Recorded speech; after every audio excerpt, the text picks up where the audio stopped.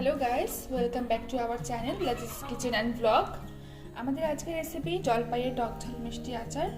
আমরা এখানে নিয়েছি আমাদের বাড়ির গাছের জলপাই, আর রেডি করে নিয়েছি কিছু মশলা: তেজপাতা, শুকনো মরিচ, পাঁচফোড়ন, মৌরি, জিরা, সাদা গোলমরিচ এবং কালো গোলমরিচ।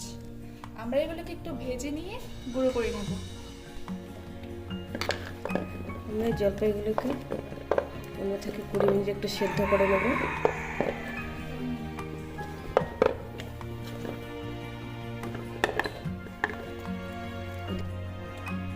আমরা এই মশলাগুলোকে কড়াইয়ে দিয়ে দিচ্ছি, এগুলোকে হালকা করে ভেজে নেওয়ার জন্য। সবগুলো দিয়ে দেব।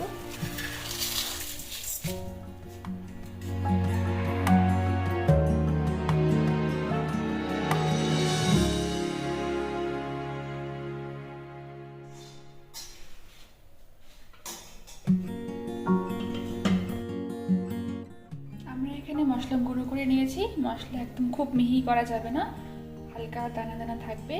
আর জলপাইয়ের টক ঝাল মিষ্টি আচারে এই মশলাই হচ্ছে সব থেকে স্পেশাল। আমাদের জলপাই সেদ্ধ হয়ে গেছে, এটাকে এবার আমরা একটা ঝাঁঝরিতে ঢেলে একটু হালকা ম্যাশ করে নেব।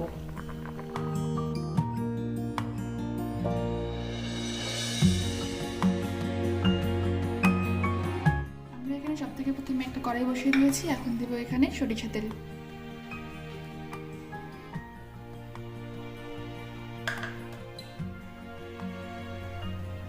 একটু বেশি করে দিচ্ছি কারণ আচারে একটু বেশি তেল লাগে।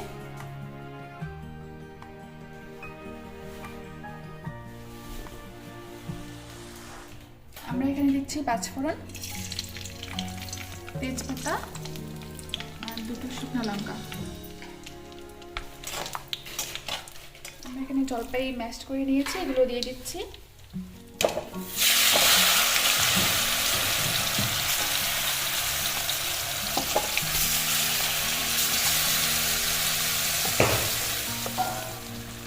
আমরা এবার দিয়ে দিচ্ছি পরিমাণ মতো লবণ,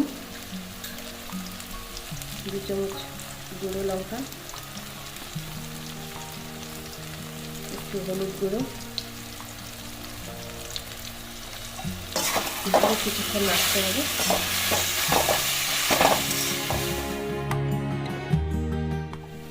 আমরা এখানে আদা রসুন আর সরিষা পেস্ট করে নিয়েছি, এখন এগুলো দিয়ে দিচ্ছি।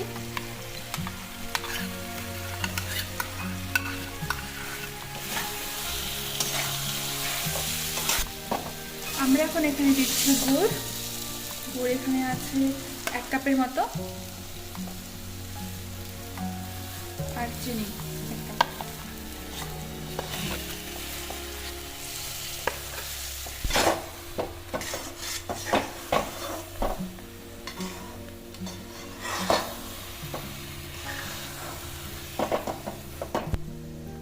আমরা যে মশলাটা রেডি করে নিয়েছিলাম আগে, সেটি এখন আমরা দিয়ে দিচ্ছি। এটাকে দিতে হবে হচ্ছে নামানোর আগে আগে।